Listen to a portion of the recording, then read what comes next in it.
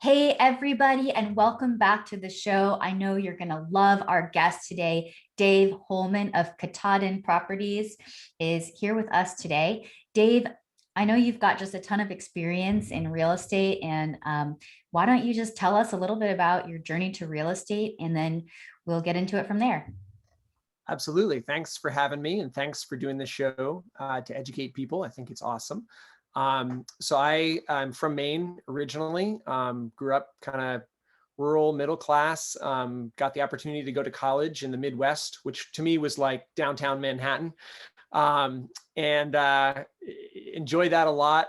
Thought about maybe becoming like an architect or something after college. I had learned about green building in some classes there, building green roofs, all kinds of neat, technology to make buildings and the built environment more efficient.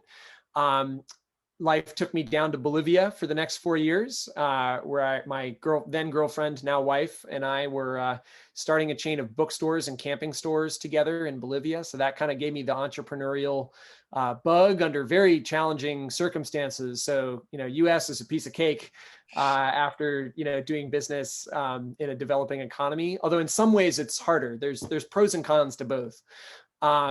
So after that, went back to graduate school, got my MBA, still nothing really to do with real estate. Went into nonprofit development, fundraising, leadership for the next like 9 years, and had started doing real estate on the side. First as a passive investor with my college friends syndication, which I knew nothing about, and slowly learned about from their quarterly reports. And then eventually, partnered with family because I didn't have a lot of capital of my own, to buy a single family house as an investment, did another, and then I really launched into it. Ironically, when my wife got pregnant with our first child, I was like, I need to step up my game. And, my nonprofit salary is not going to, let us live a full life, let's say.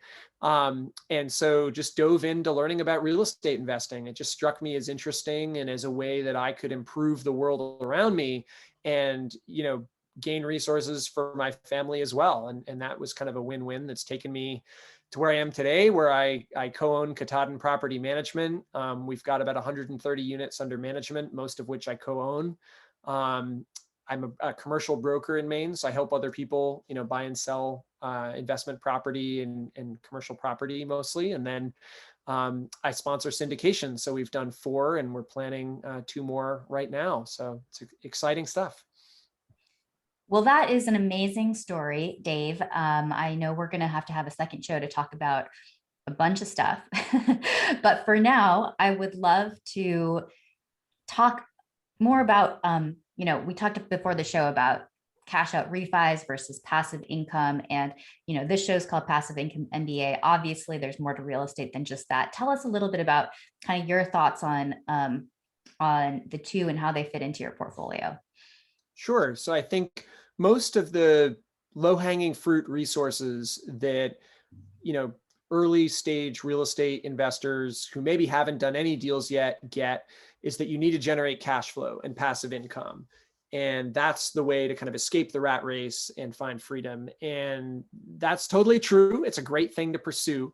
But it's not, I describe it as a get rich slow scheme, that if you start working away at it, in like 10 years, maybe 5, if you're very ambitious and quick, you can kind of succeed. And it's a very rare case that you'll get enough passive income if you didn't start out with money, to be able to change your life overnight in a year or two. But what can really change your life is this taboo subject that real estate investors always shy away from, called appreciation. It's often described as the icing on the cake. However, I've kind of discovered that, like, no, it's most of the cake, actually. It's much bigger and more profound and more powerful than the passive income for a couple of reasons. One is in the very word. The passive income is income, and that is taxed. Albeit, at capital gains rates, perhaps, albeit in ways that you can offset, through passive losses. But in general, if you earn a couple $100,000 of passive income, I mean, you may have to pay a significant tax bill on that. Whereas if you earn a couple $100,000 from a cash out refinance of a property that appreciated in value over time because you chose a good location, a mismanaged property that you began managing correctly, you made aesthetic improvements to, and changed the renter base, and you drove NOI, net operating income, in that property, and got it appraised for twice what you paid for it a few years ago. The sort of windfall you get from that, first of all, probably represents 10 or 20 years of passive income all in one go in your first refinance, if you've done this well, or luckily. And number two is that it's just not taxed. The only tax that is incurred upon it, you could say, is the interest that you'll be paying on this larger loan. And if your passive income was $1,000 a month on this property, maybe it'll go down to $750 or $500 because you're paying a higher, debt burden on it. But the windfall you get from that, and the freedom it gives you to reinvest in other projects, to diversify, to live your life, to do whatever you want with, is really profound. And I think it's something that we as real estate investors and as passive income seekers either ignore, or we kind of poo-poo it as that's for dumb people who are gambling. And it's true that you should never, in my opinion, buy a property to just speculate on appreciation if it doesn't cash flow. That is dangerous. You can get burned. That's only for experts. But if you buy something that cash flows, appreciation can be the biggest, arrow in your quiver down the road, especially if you manage it, with that in mind. The investments you make in the property can really come back and pay off in the end. Yeah, for sure. I mean, I think one key difference is the difference between appreciation and forced appreciation, right? So we're often, I think there's a narrative that we're not trying to rely on market appreciation, although obviously that's been good for most markets recently. But forced appreciation, where, all the things you're talking about, driving NOI, reducing expenses, increasing income, making the property nicer, having stickier tenant base, all that stuff, it forces the appreciation, right? And so I love what you're saying about the cash out refi. Can you explain, for just the listeners who are maybe newer to this concept, just like kind of break it down, exactly what is the cash out refi, and Yeah. it's tax free. Why is it tax free compared to the other income, et cetera? Right. No, that's a great question. And so a cash out refi or refinance is simply going to a bank, just as if you're going to buy a property for the first time, and taking out a loan, except that you've not only got the down payment you put into the property originally, but you've built up equity in that property above and beyond your, let's call it 20% down payment that you put in originally. And you can tap that equity just like when you sell the property. You're tapping that equity, you're pulling out that money to do with what you will. The massive difference, though, and the beauty of the cash out refi strategy, as opposed to the 1031 strategy, which I'm actually going to throw some cool water on in this talk, is that you get to keep the property. And I think people they're too quick to want to trade up and constantly trade and constantly churn. You generate, broker fees, people like me who render a great service, but we charge, 5-6% for that service. You have taxes, you have attorney fees, which you have to some degree with any transaction. To the cash out refi, you'll pay some attorney fees too, but they're not significant. They're maybe 1% as opposed to the 5 or 6 of the broker alone in a sale scenario. And then, to me, the worst thing about the 1031 exchange that people don't think about is you have to start from zero with a brand new property that you don't know the tenants in, you don't know how to manage, you might not know the area, you might have bought wrong, you might have overpaid for it because you felt pressure to move your money out in 90 days. And 1031 money is often kind of dumb money in real estate, because a gun is to your head to do it before you incur tax penalties.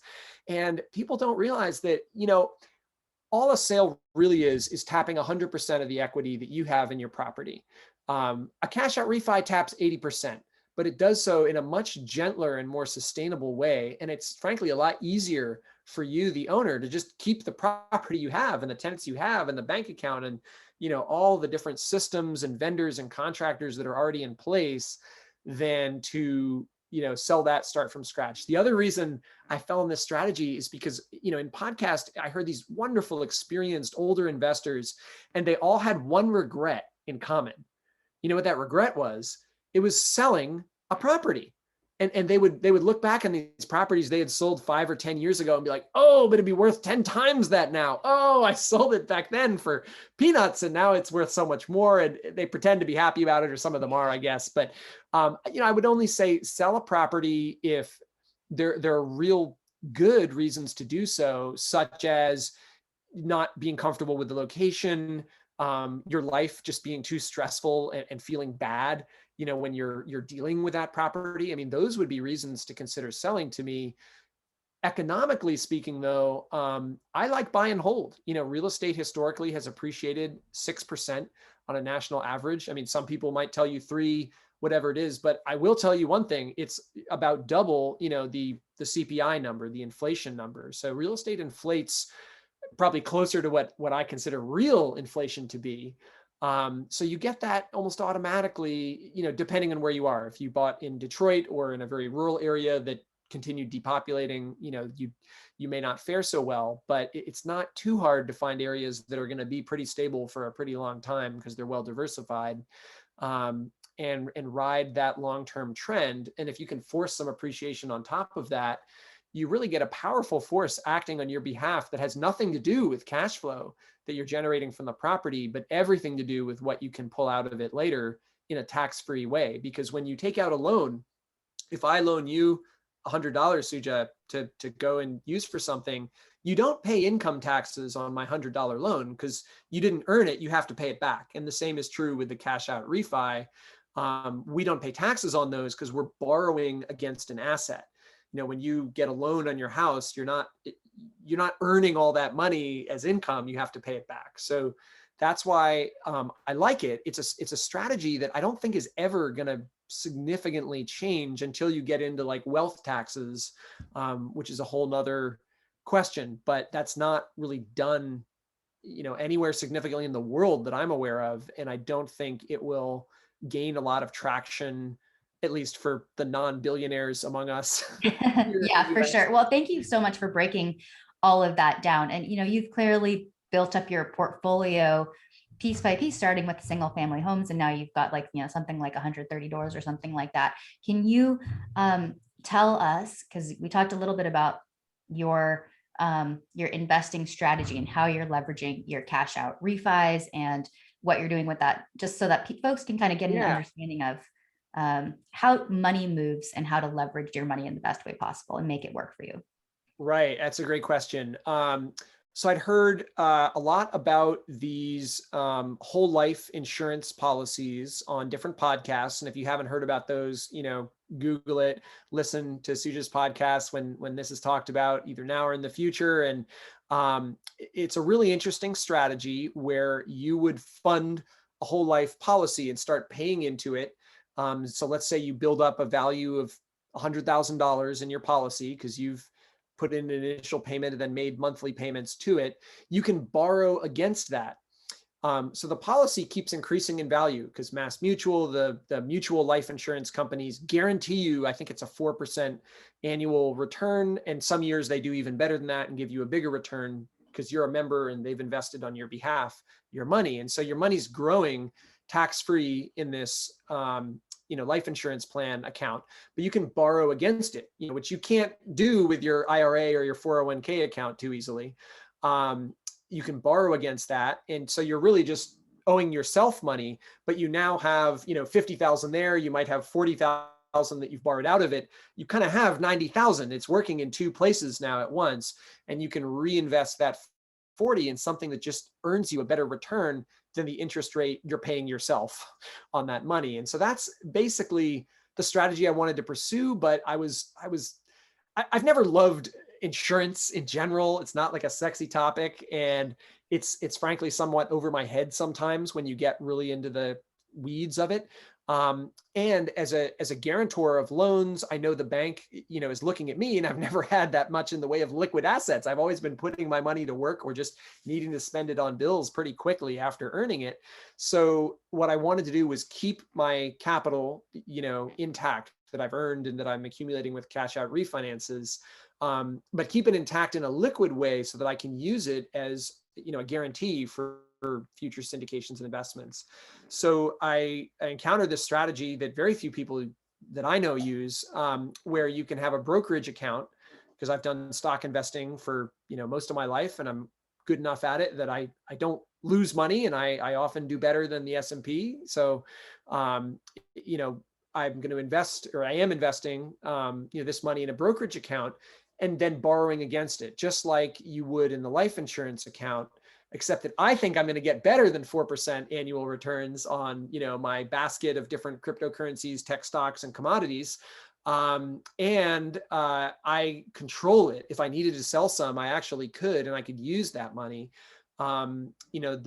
The bank that's giving me the line of credit, is up to 70% loan to value LTV, but I'm not going to go near that except for very short-term, transactions.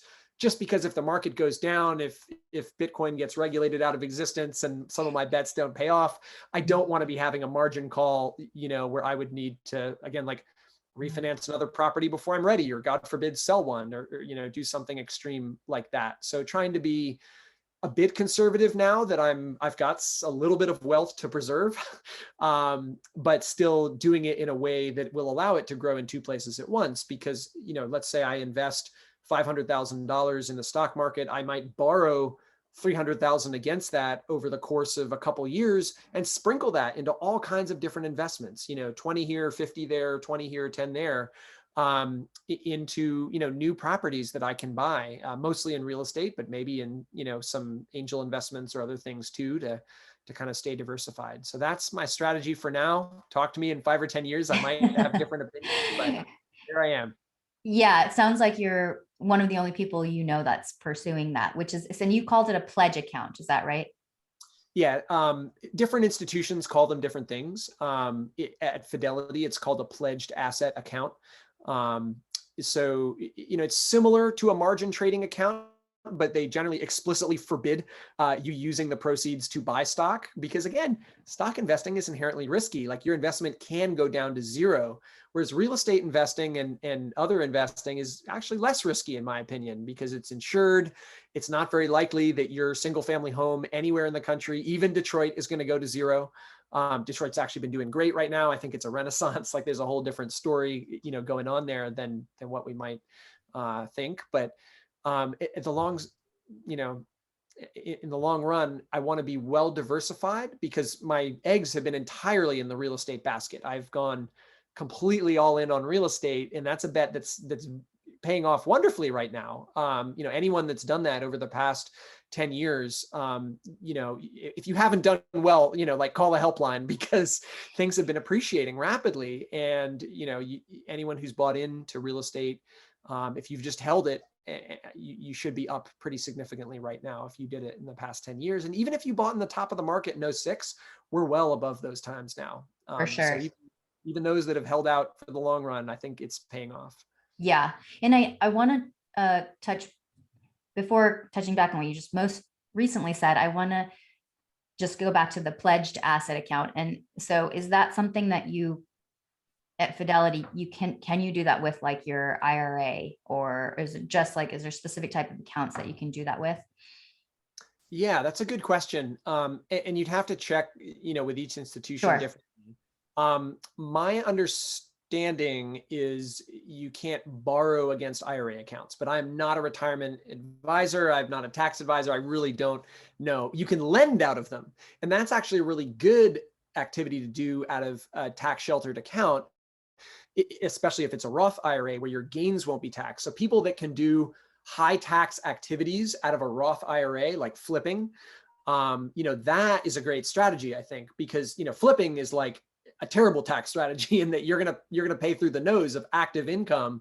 You haven't held this for a year. You're gonna, if you're successful, you'll be in a very high tax bracket. Let's put it that way.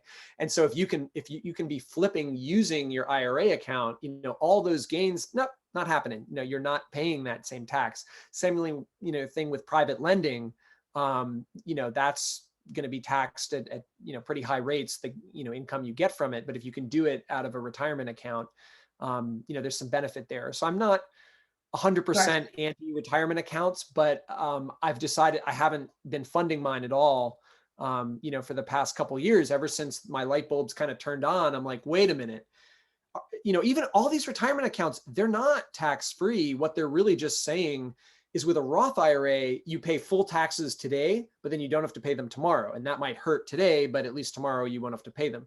With a Yeah. traditional IRA, you don't have to pay them today, but you do have to pay them tomorrow, which could be very dangerous because tomorrow's tax rate could be double what today's is.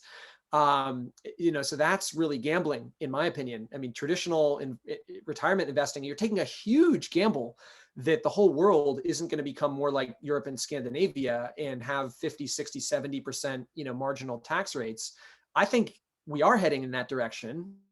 I think there's actually some reasons why that might be a good thing, but whether it is or not, I think it's not so certain that that's a good strategy in the long run. And if you plan to retire wealthy, you'll be in a high tax bracket and you'll pay high taxes on your IRA, withdrawals at that time. So to me, it's like, wait, real estate, if you're earning passive income from real estate and you're doing, cost segregation studies to accelerate depreciation and things like that, you're not paying any tax now, and you're not paying it in the future either, and you can use that money now. So why lock it up until you're 65?